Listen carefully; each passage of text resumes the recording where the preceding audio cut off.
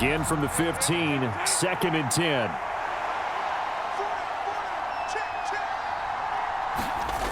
Throwing now, Lawrence. And this ball is caught. It's a touchdown. And now in the final seconds, they're a PAT away from likely getting this thing to overtime. Yes, sir, that touchdown puts them in striking distance. And let me tell you something, forget being conservative here. Go for it, go for two. Well, going for it on the road. Want to win it right now. Want to win it right now, have the momentum, go ahead and get it done.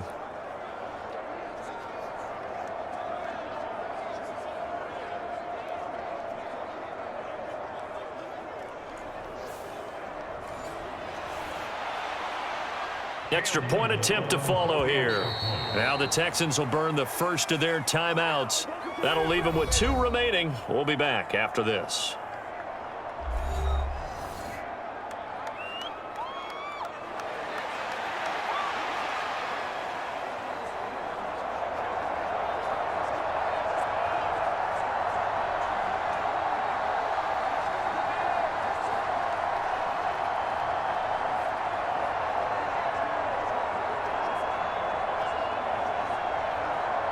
Extra point attempt here still to come.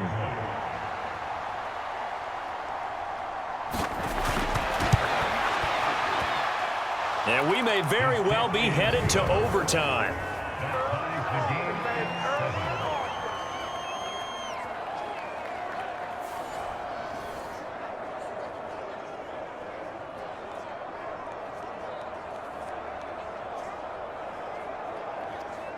So that one, an 8-play drive. It spans 75 yards. And the touchdown and PAT mean we are tied here in the final minute of play.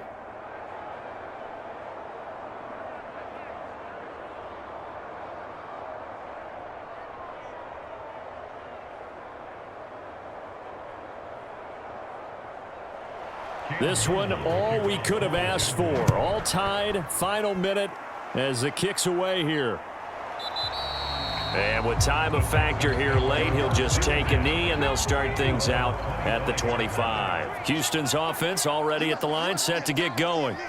And Charles, obviously not much time left. I'm curious to see if there's enough for them to get into field goal range and try to win this thing. And Partido, you and I both know the save calls to kneel and just take it into overtime. But it's also very tough to pass up a chance to win it right now as well. But remember, if you do attempt that, it's got to be a big play downfield and still leave yourself enough time to get your field goal unit out there and kick for the win.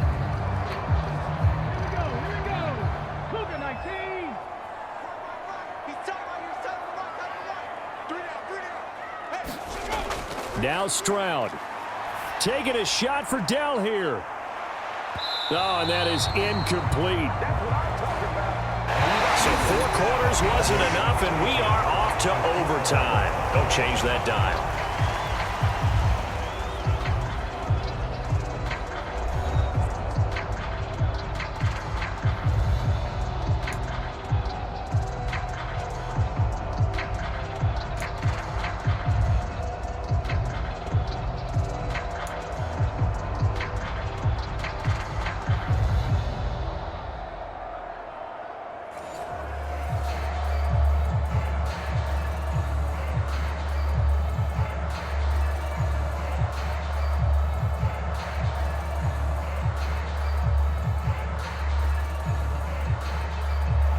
So the Texans will have the first opportunity here in the overtime session as we are back underway.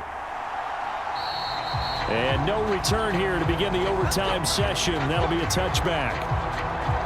And now out comes Houston.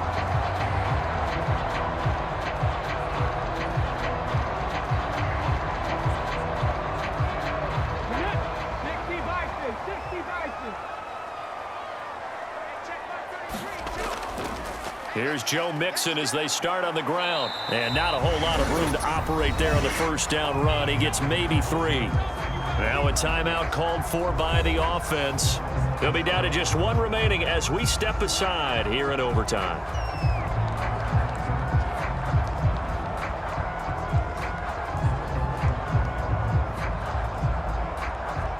Opening drive of overtime. Both teams will get a possession, barring a defensive score. Here's second down. An option handoff here to Mixon. Breaks through the contact. Still on his feet. And he winds up getting this all the way down to the Jags' 36-yard line. 57 yards rushing for him now as he was just trying to will his guys to an overtime victory. Thought they were going to have him down a lot earlier, but he was able to shed that tackle. Shows the value of the weight room, doesn't it? Shows the value of the attitude when you run the football. Don't go down easily. Break a few tackles. Gain some additional yardage.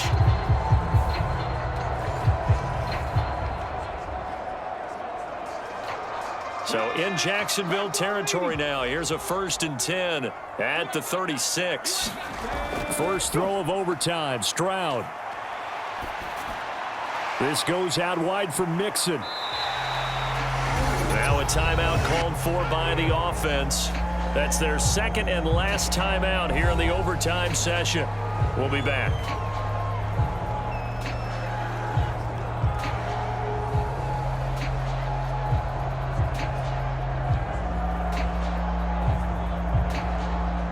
Second and 5.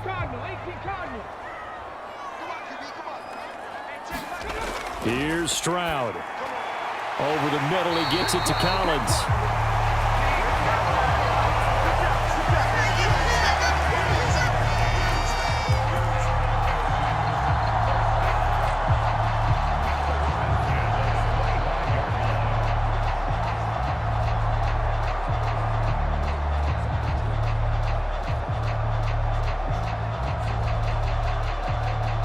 One overtime. How about two? We need another. We're still even. We'll switch sides and have that second overtime in just a moment.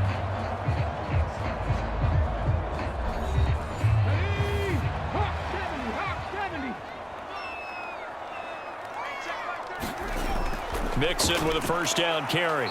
And not much. Maybe a yard down to the 23. They've had some success here in overtime with this opening drive running the football.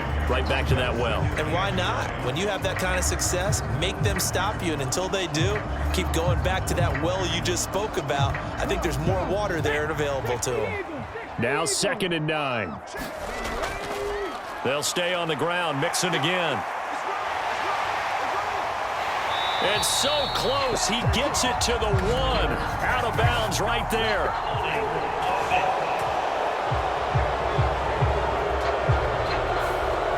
Now they face a 2nd and long following the holding penalty.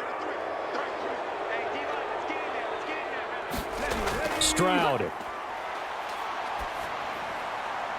Throwing the out route incomplete. It's Collins.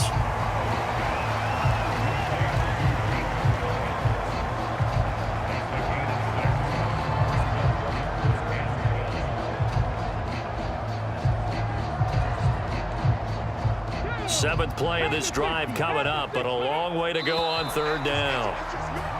And movement here by one of the Texans up front. In comes the flag. Expect this from the visiting team when playing indoors, but not the home team. They're supposed to get all the advantages, right? The home crowd's supposed to help them. They forgot where they were, perhaps.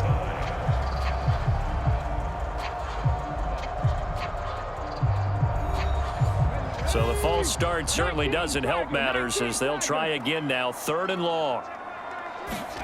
Stroud to throw it. He's got the connection over the middle to Diggs. And he'll be stopped here well short of the first down at the 24-yard line. So much about this game is just understanding situations and then having to execute, isn't it? Guard the first down sticks. Don't let them get there. And they rallied and made the tackle.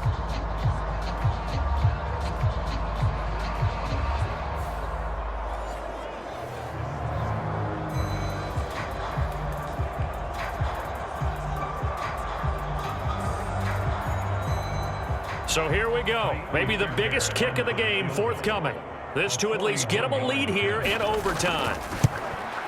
And the kick is good. And finally, this one is over. We thought it may never end, but that kick puts the exclamation mark on it. Now remember, this one is not over, but with the time running short here in this overtime, that could very well be the game winner. Yeah, remember now, the other team does get a possession, but when the clock runs out, that's it. So that was a well-calculated drive to use up the majority of the clock and leave your opponent with little to no time left.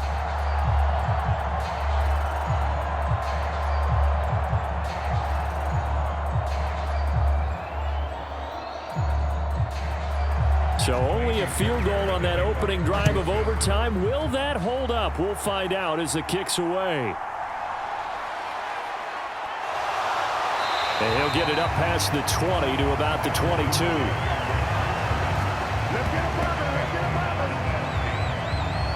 Out comes the Jacksonville offense as they get set to take over here.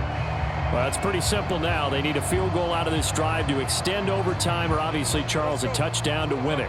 Yeah, and I'm taking the defense's perspective on this one, partner, because now they know with a 3-point lead, they can afford to give that up because you just keep playing, right? Overtime gets extended. But if you give up the touchdown, it's game over. So on offense, every play you make, you've got to try and get just a little bit more out of each one in order to try and get to the end zone, because they're going to play everyone back, keep everything in front.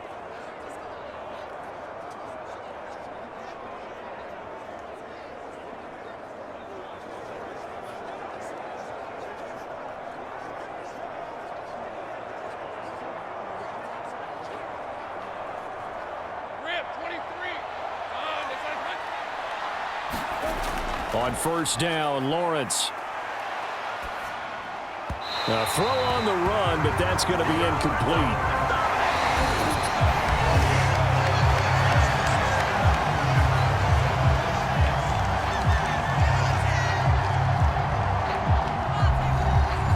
Now a 2nd and 10.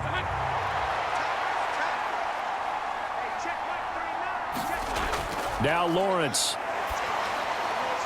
A throw out wide, going to be incomplete.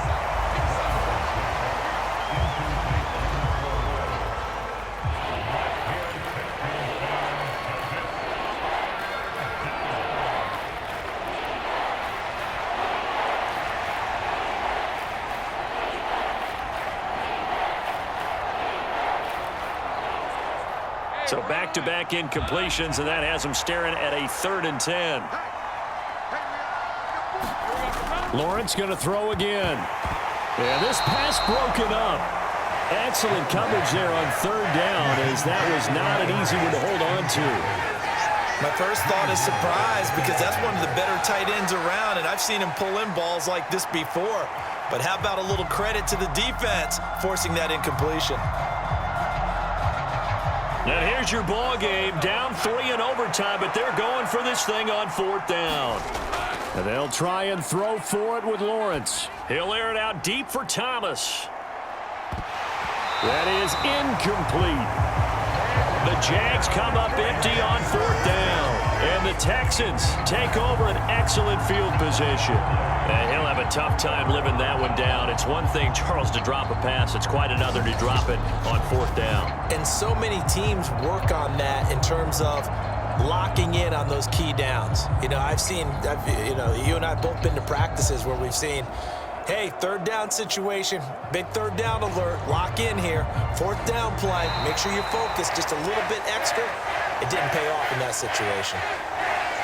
Well, partner, you and I were excited for this one today, and certainly had its moments. Some good execution at times by both of these offenses. Defenses both made some plays as well. And always a joy to be up here in the booth next to you, my friend. Yeah, it's a privilege to be up here in the booth next to you as well. Thanks for taking the time, and let's go ahead and get ready for our next one, right? I'll see you in the film room. Get that preparation started now. So that'll do it for us. For Charles Davis and all our crew, I'm Brandon Gaudin. You've been watching the NFL on EA Sports. It's a win for the Texans as we say so long from Houston.